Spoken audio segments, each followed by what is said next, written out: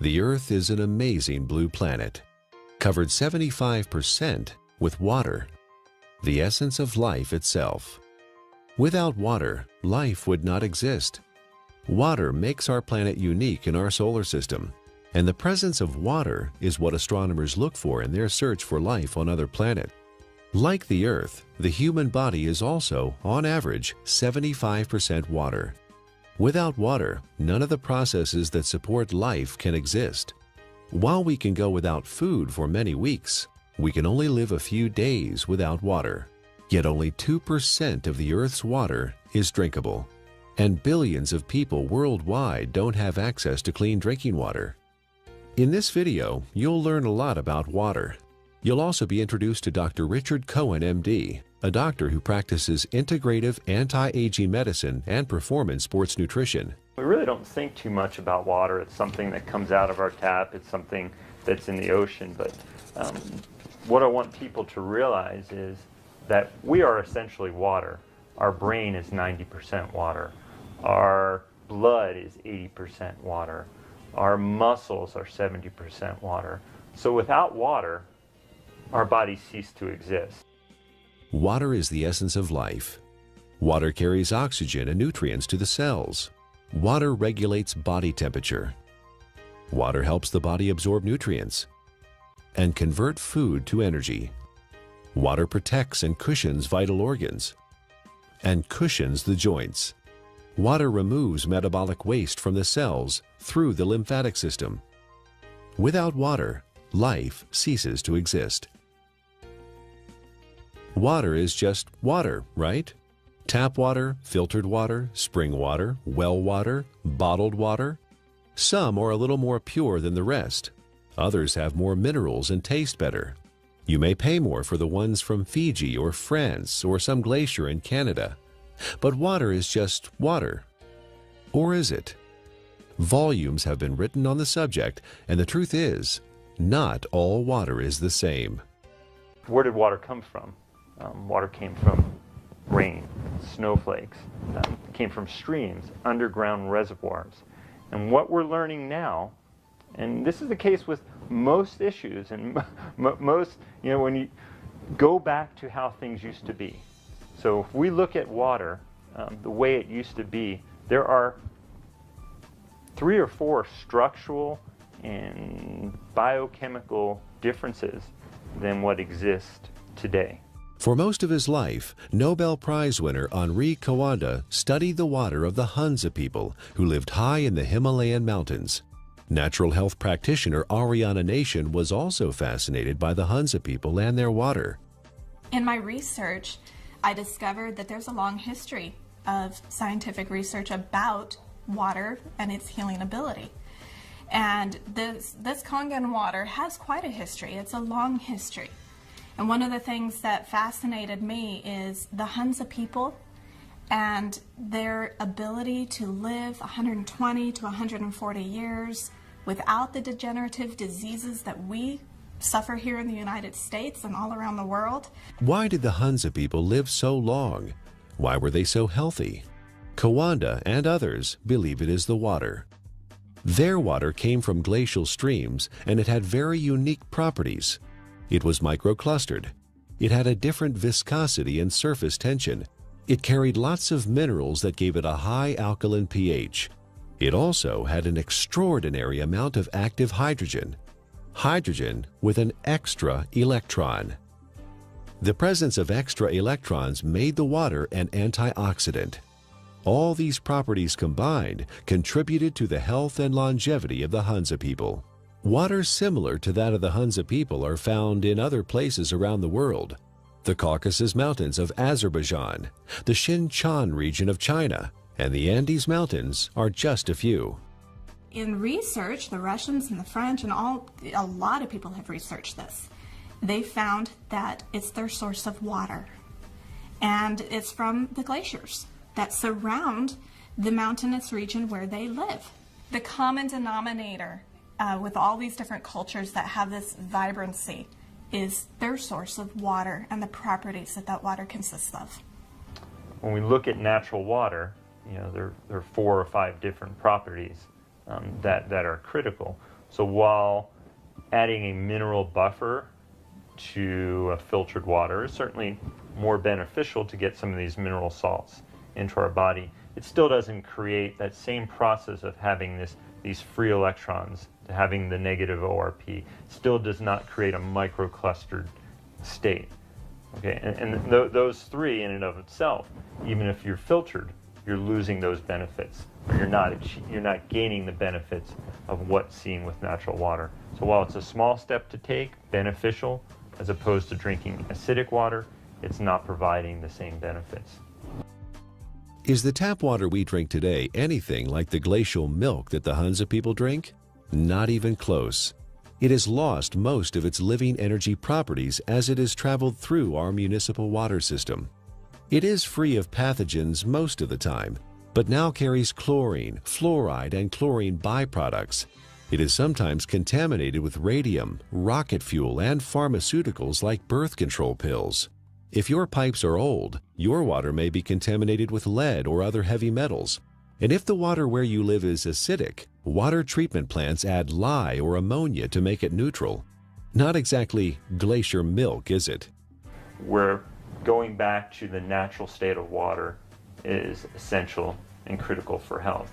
But we haven't done that, have we? Instead, we came up with a better answer: bottled water. Last year, Americans spent more on bottled water than on iPods or movie tickets. $15 billion. Every year, we pitch 38 billion water bottles into landfills. Over $1 billion worth of plastic. Only 9% of plastic water bottles are recycled.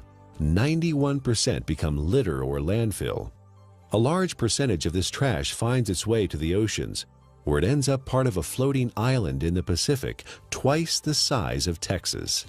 But you do understand chemicals and toxins in your water are not healthy. And we do understand that having a plastic dump the size of Texas floating around in the Pacific Ocean and now is broken down into micro little plastics and getting into fish and other animals is not a good thing. The environmental cost of bottled water is not just the trash it generates. It requires 2 liters of oil to make a 1-liter plastic bottle and transport it to the consumer. Spending thousands of dollars to ship water from Fiji to drink in the United States, and the energy that requires to do that is ludicrous. More than 1 million bottles a day of Fiji water, untouched by human hands, is produced in a country 6,700 miles away from California and transported halfway around the world for our consumption. At the same time, more than 50% of the people in Fiji don't have access to safe drinking water. Oh, by the way, you might want to know that by the time Fiji water gets to you, it is only slightly alkaline and has a positive ORP. It's not Fiji water anymore. Is bottled water any better than tap water? Given what it costs, it should be, but it's not.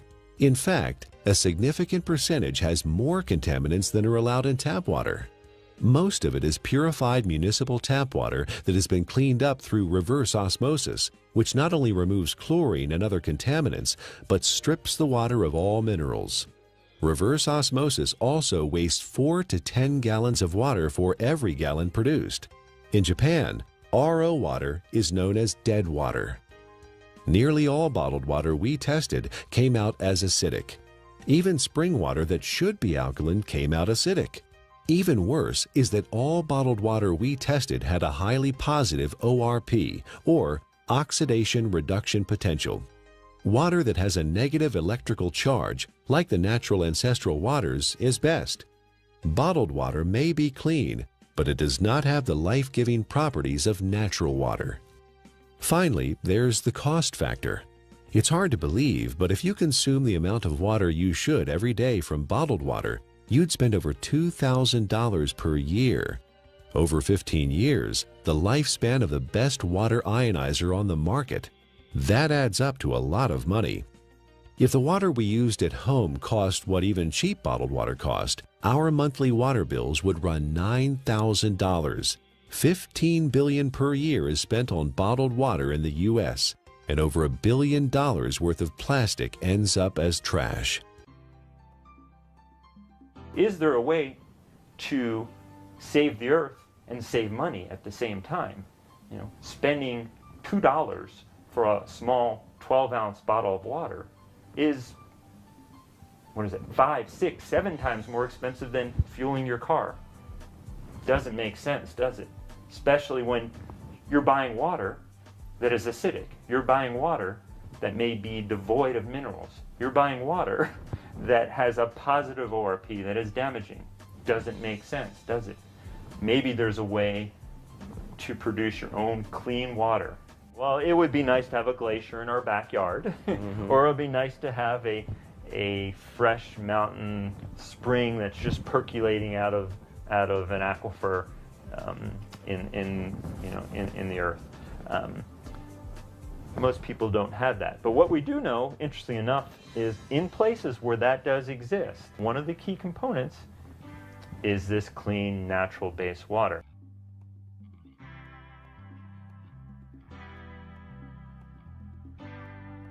If you care about the earth and your pocketbook and are currently drinking purified bottled tap water, get a carbon filter for your faucet and use a safe, reusable water bottle.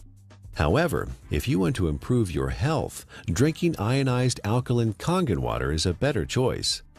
Like natural ancestral waters, it is microclustered, contains alkaline minerals, and has a negative ORP, making it an antioxidant, and it costs a little more than $1 a day for unlimited amounts.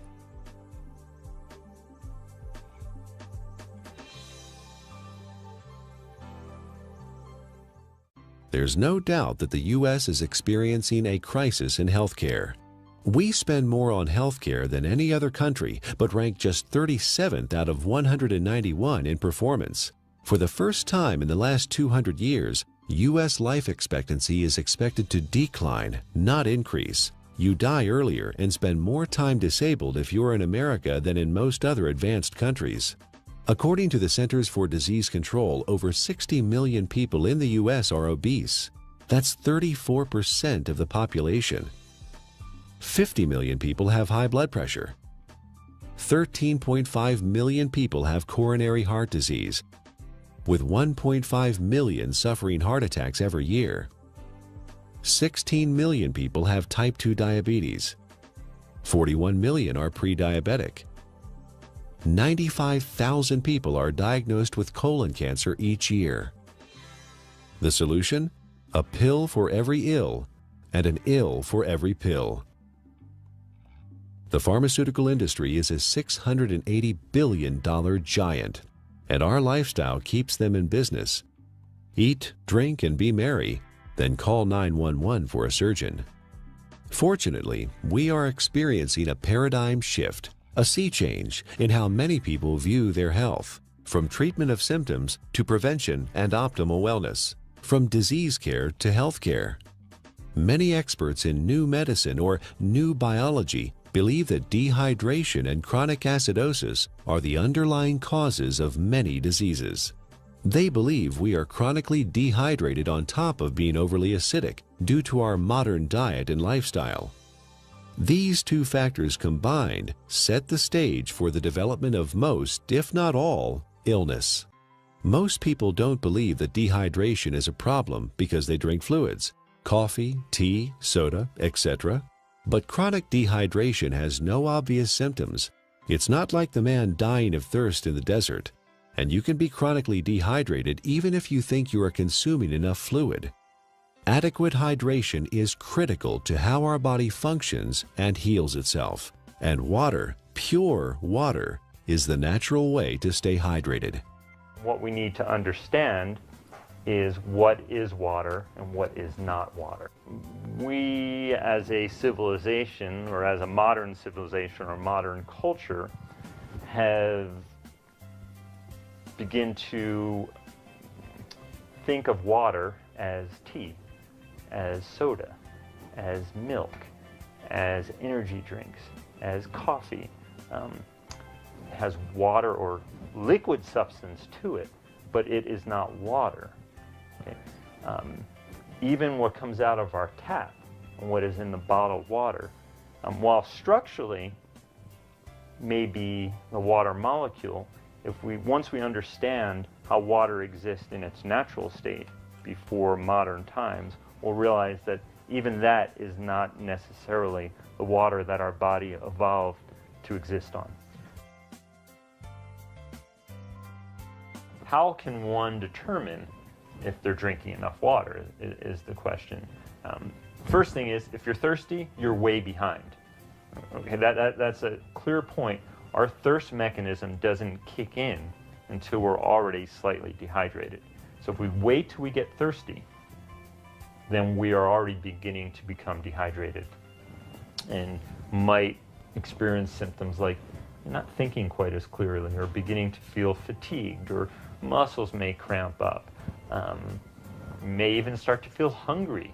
And a lot of times hunger is really a sign of thirst. We are born 95% hydrated. As we grow up, we lose a little more water every year. When we reach middle age, we're about 70% water. In our 60s, maybe 60 to 65%. A steady decline until death when we are just 50% water. There are several signs of chronic dehydration that arise when the body enters survival mode and begins to preserve water for the most vital functions. There are 5 distinct conditions related to chronic dehydration where the body begins to ration water: asthma, allergies, hypertension, constipation, and type 2 diabetes. Symptoms include exhaustion, lack of energy, headaches, skin problems, obesity, and joint pain. Finally, and perhaps most importantly, the acid-alkaline balance of the body is disrupted, leading to chronic low-grade acidosis and a host of modern diseases related to that condition. Don't wait until you're thirsty. Have a glass of ionized water. It's microclustered, alkaline, and contains active hydrogen and bicarbonate buffers. Critical is first thing in the morning, wake up and have a big glass of water. Make sure you drink a big glass of water through the day and see how you feel. It's sometimes incredible, and the effects can be very dramatic because people have never really had clean, natural water.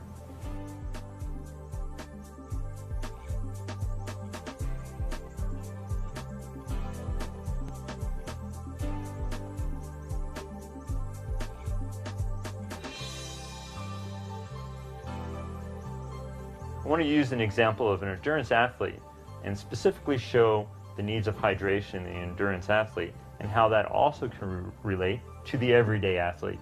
The person who's mowing their lawn and taking care of their kids, who is working, going to the gym, the weekend warrior, and how critical hydration is. We know that an athlete who is 1% dehydrated could have a 3% reduction in performance. Now, well, that doesn't sound like a lot.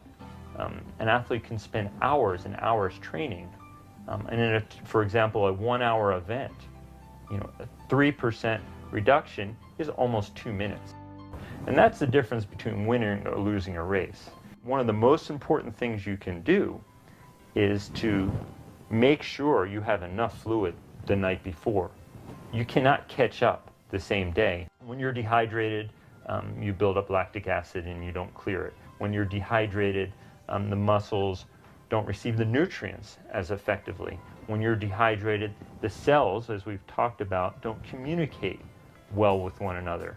When you're dehydrated, the oxygen carrying capacity of the blood diminishes. So you can see oxygen, energy production, neurological connections between cells are all critical to that endurance as well as the power athlete. Taking that example of the endurance athlete to the everyday person, you can see how you can become fatigued. You can see how your thinking may not be quite as sharp as it needs to be. You can see how hunger could play a role, or you begin to yawn, or your muscles are a little bit tight from sitting in the same place throughout the day. Hydration is critical. It's critical to the athletic endurance performer. It's critical to the everyday endurance athlete who wants to make it from the morning to the night as effectively and efficiently as they possibly can. Alkaline ionized water is a great choice for hydration for competition athletes, recreational athletes, and everyday people because it is microclustered, and the free hydrogen and bicarbonates help neutralize acid buildup and toxins.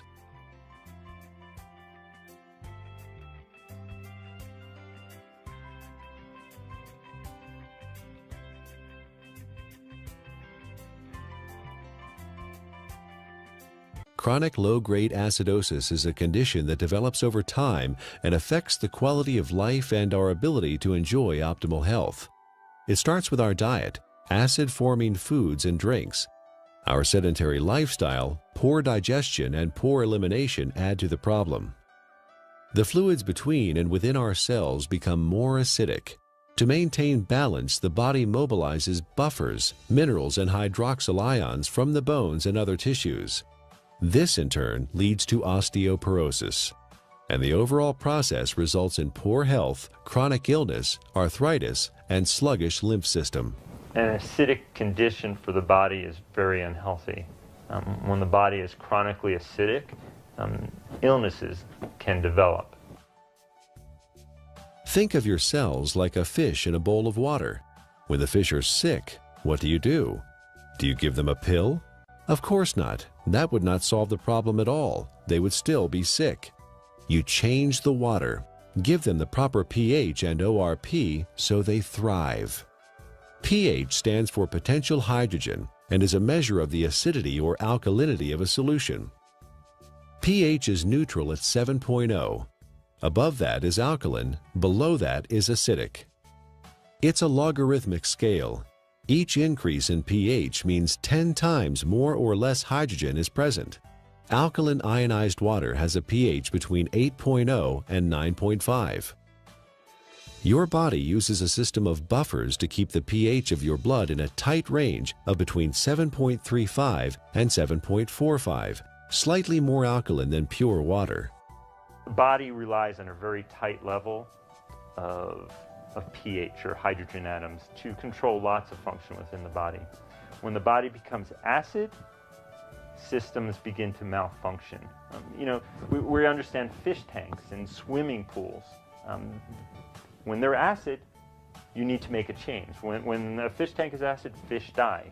When a pool becomes too acid, you don't want to go in it. When rain is acid from sulfuric acid and other too much carbon dioxide, it breaks statues. They begin to disintegrate. And we know acid rain and damages lake. Well, our body becomes a sink for this acidity. And when this acidity builds up, it in essence is one of the reasons for disease in our body. Bones begin to demineralize. Our ability to create energy decreases. Our immune system becomes depressed. The inflammation for aches and pains increases. Not a good thing to be acid. Dr. Linda Frassetto has proposed a revolutionary hypothesis that obesity is an evolutionary adaptation. While at one time we were able to metabolize our food and dispose of the normal acid waste through our kidney and liver using the bicarbonate buffer system, the sheer amount of acid waste that the body must handle today has created a problem. In order to protect the internal organs from damage, the body has adapted and now stores acid waste in the fat cells, as well as turning it into cholesterol, uric acid, kidney stones, and other storage forms. In her book, The Chemistry of Success, Dr. Susan Lark describes the effects of chronic low-grade acidosis. First, you tend to tire easily and become fatigued, retain toxins and heavy metals, lack energy to achieve your goals, become more pessimistic, develop chemical sensitivities, experience stiffness and joint pain, brain fog, and chronic fatigue. Several long-term medical problems are due to chronic acidosis: high blood pressure, autoimmune disorders, cancer, heart disease, diabetes, and inflammation.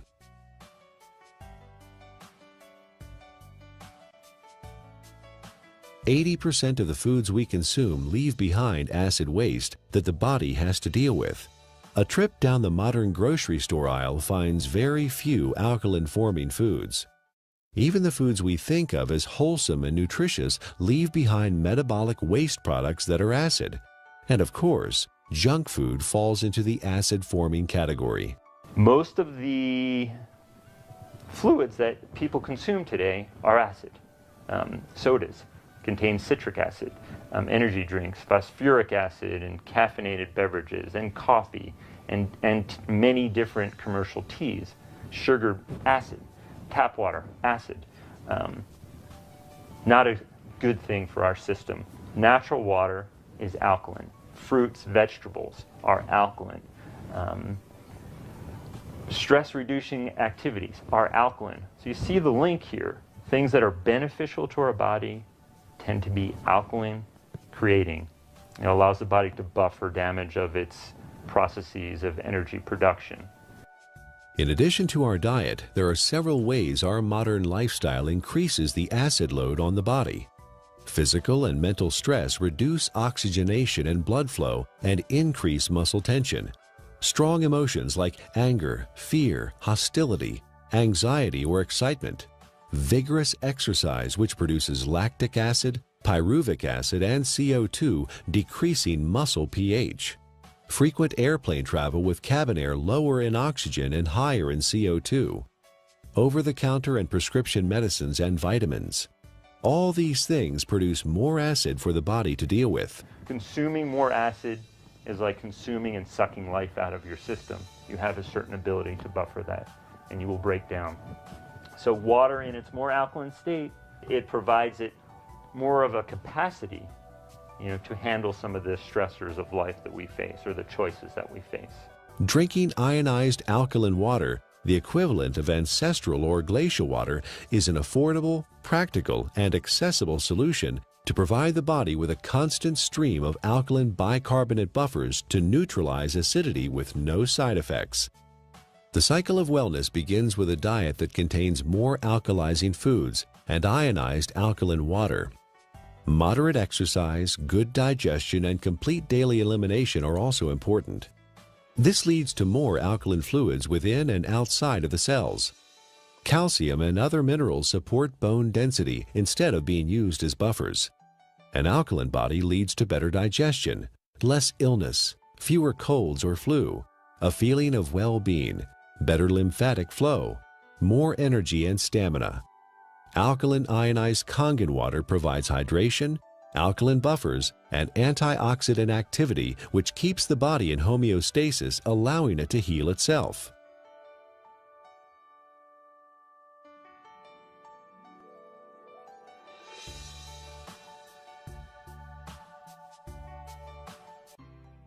Japanese scientists investigated the Russian research about Hunza water and found that electrolysis could be used to create living water with properties similar to Hunza water.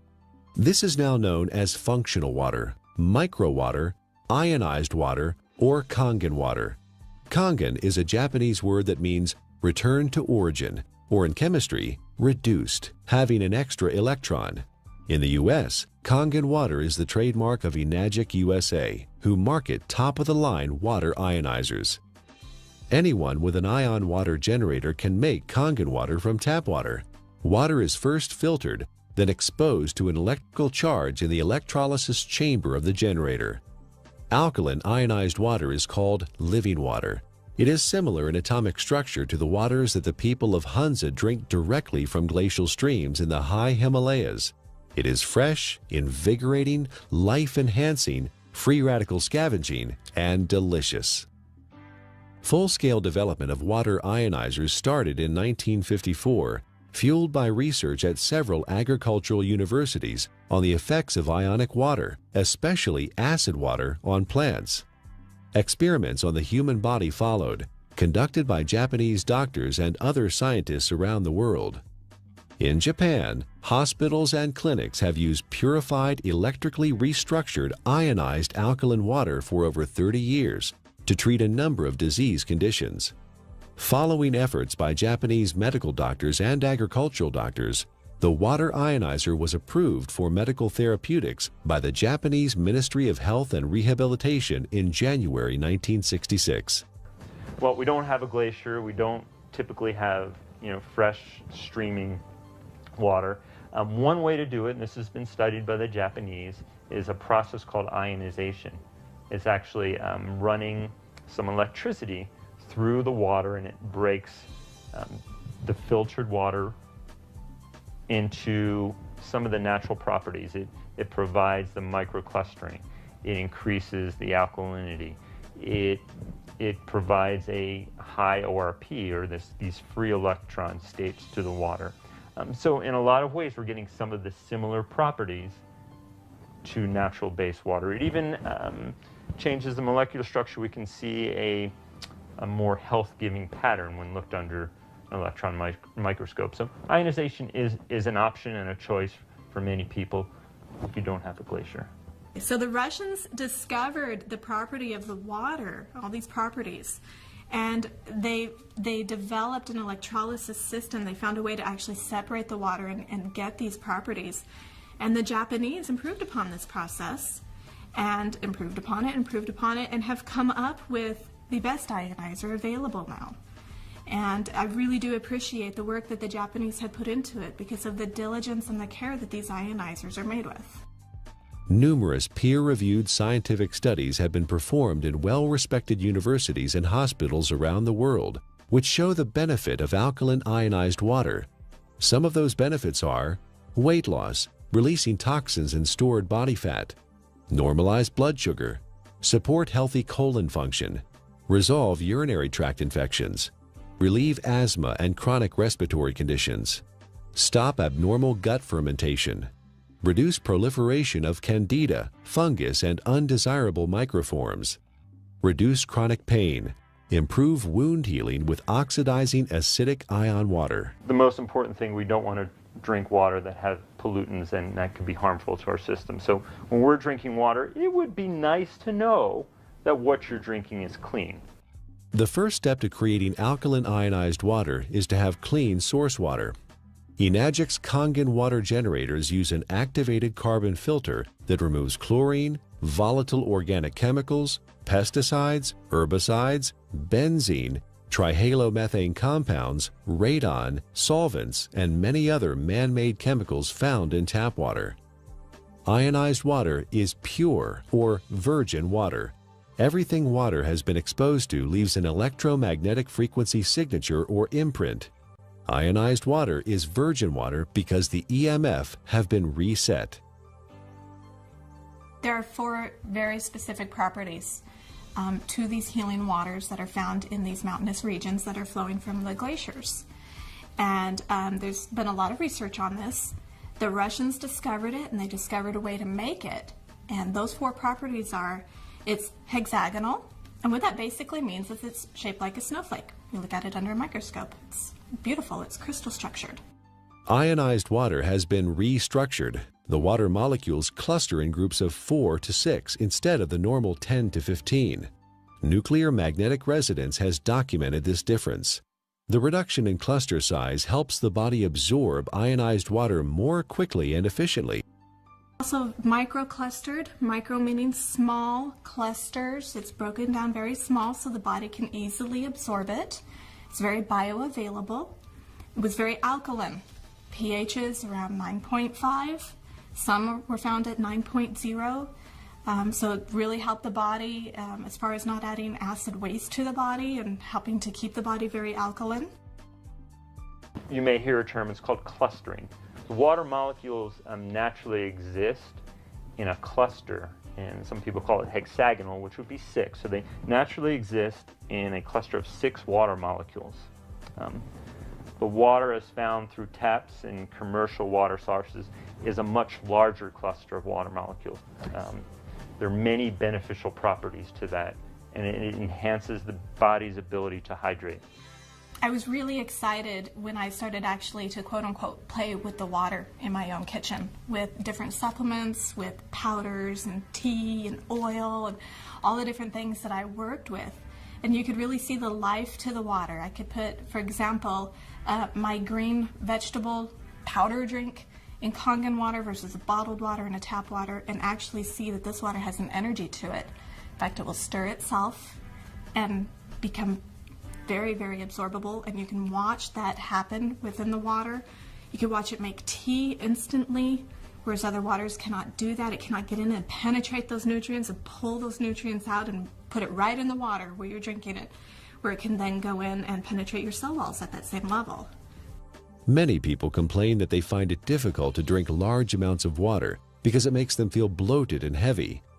Regular water, tap or bottled, is composed of large clusters of water molecules and has no life energy or electrical charge. It sits in your stomach like a stagnant pond. In contrast, drinking ionized alkaline water is easy because it tastes much better than tap or bottled water, and the smaller molecular cluster size and life energy it carries allows it to be absorbed more quickly. And the other feature is it has a negative ORP, and what that stands for is oxidation reduction potential. Not to get real big and fancy, a lot of people are like, oh, what is that? It is the ability of that water to reduce the oxygenation of the body. The property of the water that actually gives it this negative ORP, or the potential to reduce the aging in our body, is the active hydrogen that it consists of. ORP, also known as redox potential or oxidation reduction potential, measures the tendency of a molecule to gain or lose electrons. It is measured in millivolts. When a substance has an electron to donate, it measures with a negative charge. When a substance loses an electron and is positively charged, the ORP is plus. Negatively charged substances act as an antioxidant. Positively charged substances act as oxidation enhancers. What we have learned to understand is this water in its energetic state has an abundance of free electrons. Okay?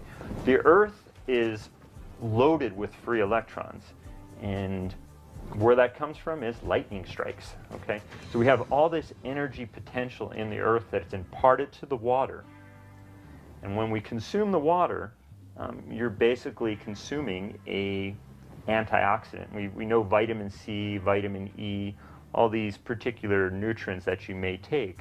In its natural state, water has a similar or even perhaps more powerful ability to quench out free radicals or inflammatory processes that may occur from natural processes within our body to create energy, to fight infections, as well as to quench out some of the destructive things that we may do in our modern life, from pharmaceutical agents, cigarettes, alcohol, over-exercising, stress.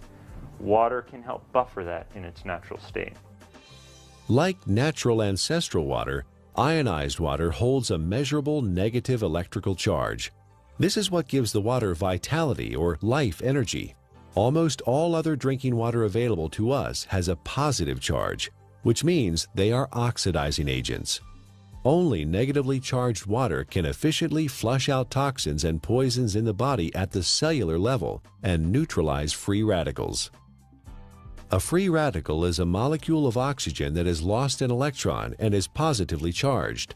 It is also known as active oxygen. This active oxygen is hunting for a replacement electron from somewhere else in the body. Active oxygen damages the cell membrane and even DNA.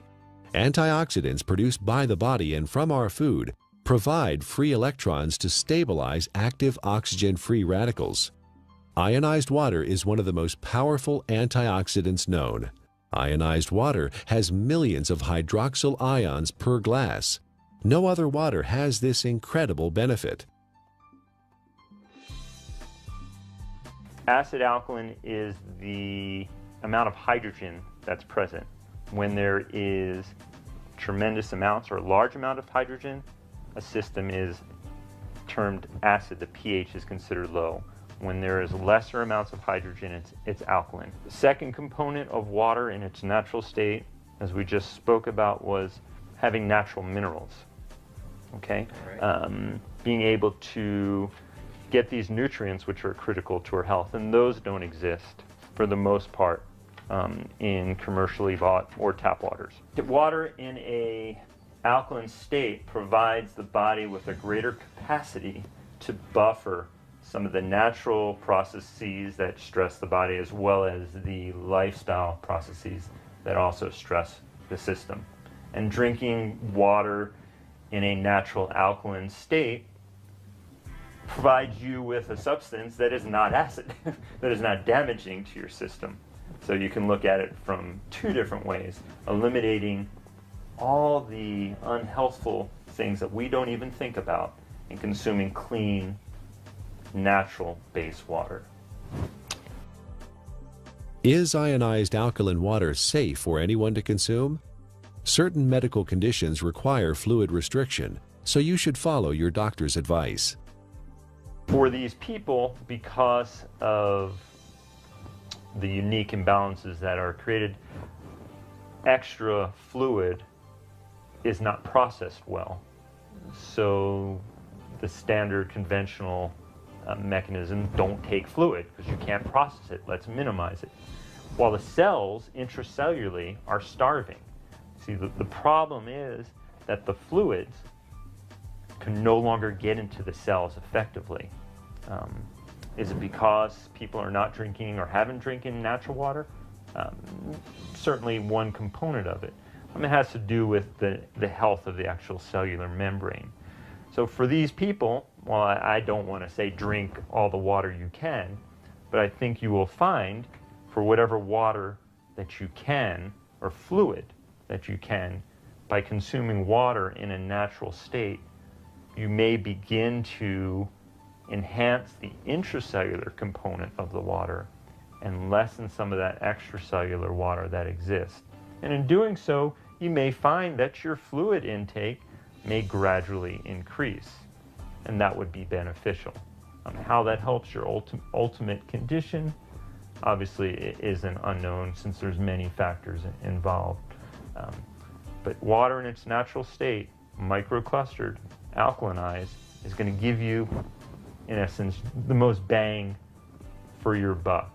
Don't waste your fluid on coffee. Don't waste your fluid on energy drinks or sodas. Absolutely not. That's just going to make your condition worse.